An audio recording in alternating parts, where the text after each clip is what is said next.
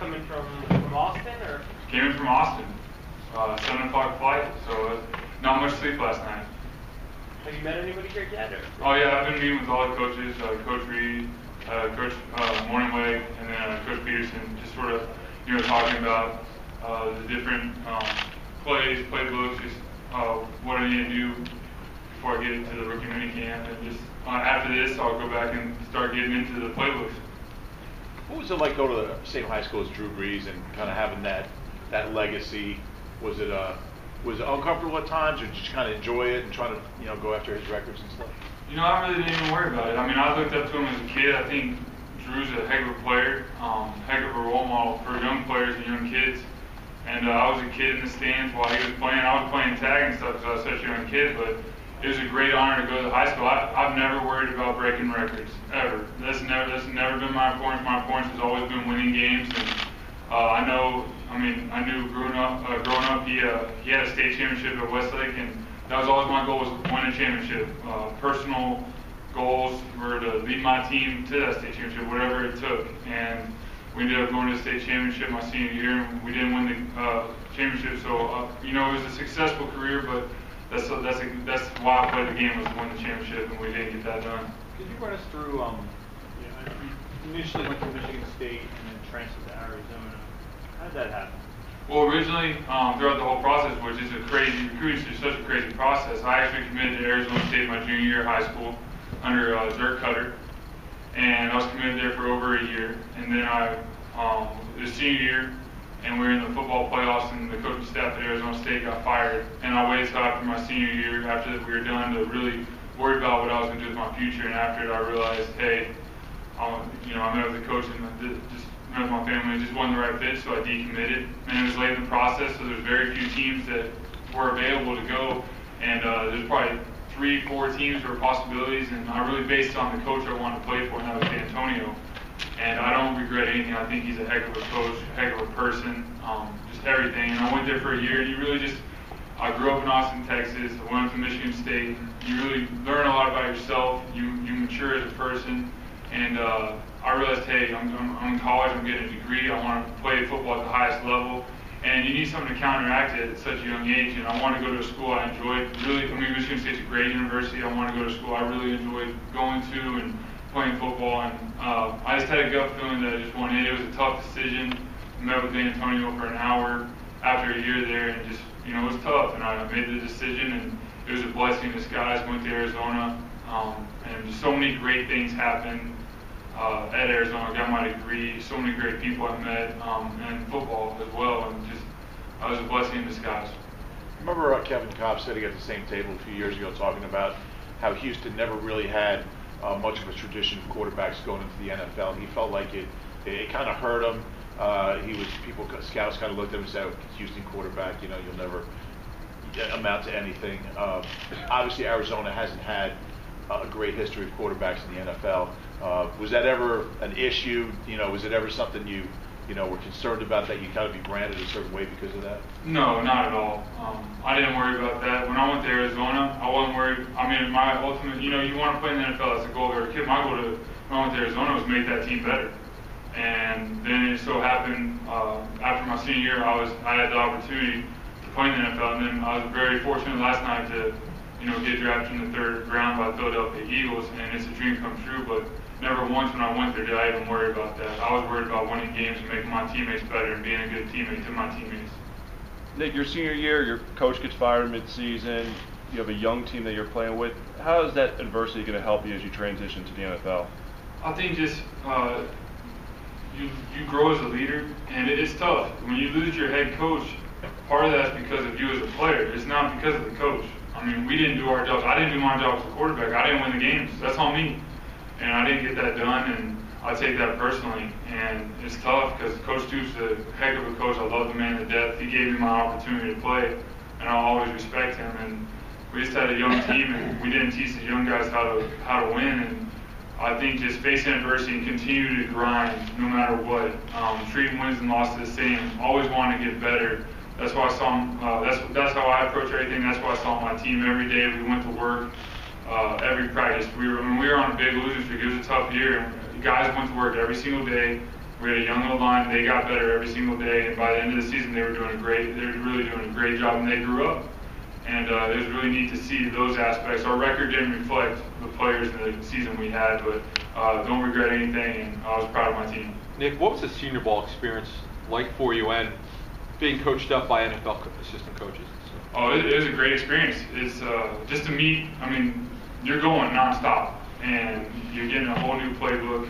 You're getting all this new verbiage, and there's not much time to study. When you're studying the playbook, it's probably 12:30 at night after you've been doing meetings for 4 hours. So you're worn out studying the playbook, and then you go practice. And it was just you learn to continue to grind, and to be with NFL coaches, you really realize, hey, these guys. I mean, it's all business.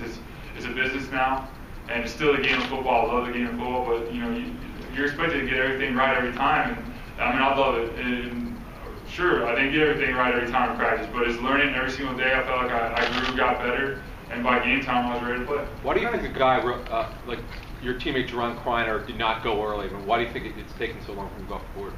I don't know. It could be. I mean, everybody finds out about everybody throughout this process. So I really don't know. I think Jerome's a heck of a player. I know he had a couple of things prior to last season that he had to deal with, family things and personal things that could be the reason why. But personally, I think Jerome's a heck of a player. He's a stud, and he's going to continue to excel. When he's got the ball in his hands, or when that ball's in the air, he's coming down with it. And I'm excited to see where he ends up, and I feel like he'll do really well in the NFL. Have you had a chance to kind of look at the Eagles' offense, or do you know much about the West Coast offense that Andy Reid runs here? I've had a chance to look at it a little bit. Got my playbooks a few minutes ago, right before I came, showered and got cleaned up for y'all. So I'm going to get into them. We have a mini camp. I think it's May 12th to the 14th, so that's a great opportunity for me to, I have 2 weeks. And when I came here on a visit, I was able to get into a little bit of protection, the schemes. And I have a lot to learn. I have a lot of work ahead of me, but that's why I love this game. You can always get better. You get to go to work. I mean, I'm putting, this is my job, and it's unreal.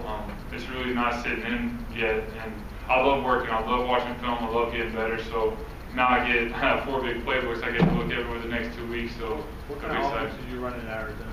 Arizona, I mean, we were sophomore year, we went under center a little bit. Mainly a lot of gun, but we did mix up under center, play action, boost. We did a little bit of everything. You can't really classify it as much. I know some people say spread because they see so much gun, but we were making checks. We were making run checks to the tight end end. We weren't just throwing the ball to grasp or something. We were reading safeties. We had half reads. We're reading coverages. If we're reading this side of the field, this side of the field, progressive. So we did a little bit of everything, and I had a great quarterback coach and Coach Selfo, and coaches around me, Coach Petrell and all the other coaches, Coach Nate Weiser, coach. So we had a good core group, and I was able to learn a lot. I was wondering if you had a chance to. What I think I'm really good at?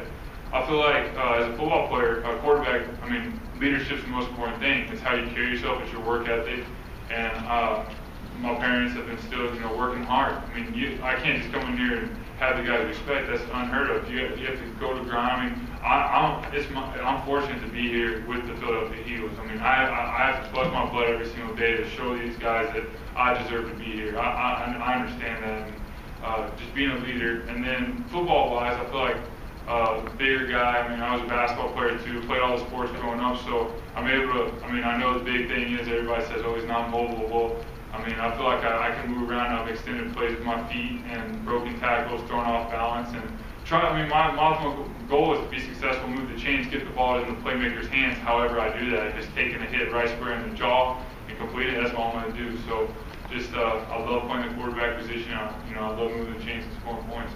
Nick, are you aware of the history of Andy Reid and Marty Mornhinweg have in developing quarterbacks? Yeah, I understand that these guys are. I'm very fortunate to be here. Trust me, I'm excited. When I saw the call last night, I knew our power went out at our house 5-10 minutes before the pick, so we had no clue what was going on. And then my phone went off, and I knew I was coming here. And I know I'm around some of the best coaches ever at developing quarterbacks, and it's a great honor for me to be here. When you got here, you had, I don't know if you've had a chance to see, Donovan was here, Donovan McNabb was here, Michael Vick's been here, 20 combined years of experience, 9 Pro Bowls. you have a chance to talk to either of those guys, both those guys, and what they might have said to you, what wisdom they might have shared? I met Vic when I came on my trip, and I saw Dom in the hallway. I never got to speak to him, but both those guys I grew up watching, and both heck of players. And when I met Vic here, he's a great guy. Just nice to meet. It was nice to meet him. It was nice to meet me. And then he sent me a text last night congratulating me. So did Trent Edwards. So it's it's a great honor to be here, learn from him, and see how he works. You mentioned you've known Trent Edwards. How did that happen? How did that work out? What have you kind of picked up from him? Just mutual friends throughout the years. Just mutual friends. I was able to meet him, I think, 3 years ago, and he went to Stanford, and we always play Stanford. So just to develop a relationship, and he's just been, just giving me wisdom, just telling me that this is, it's a business. Work so accordingly. Just what everybody else says. Work hard, work your butt off, grind, and it's been great getting to know him the last several years. Is there anything during your Senior Bowl experience where the coaches said, hey, we'd like you to work on this? We know you can do well, but is there anything that they wanted you to work on going forward? The coaches I worked with? Or yeah, coaches you worked with. I think the big thing we were talking about was just I was with the Redskins, so they stressed footwork and always keeping a great base and really always keeping your feet in the position to make a solid throw, and that's probably one of the big things. Was that, did they give you West Coast terminology, or did they? Yes, it was West Coast terminology. Andy talked yesterday about how he was impressed by your ability to take a hit and not let it affect you on the next play or the play after that. You get a lot of experience with that last year? I got a little bit. I got hit. It's football. That's why you play this game. You try not to get hit, but it happens. And playing quarterback, you have to deliver the ball. I took a few hits last year, but every quarterback does. Where do you get your toughness from? Oh, my toughness? My mom and dad. Can't say one or the other. They're both pretty tough people. But I guess I just don't worry about the hits. When you're playing the game, you don't think about it. You just worry about delivering the ball. A lot of times you just don't feel it. You more feel it maybe after the game, and I guess you just mentally you just take over where you're more worried about completing the ball. You don't even care about what's coming at you. You're just trying to move with your feet, avoid the hit, and deliver the ball.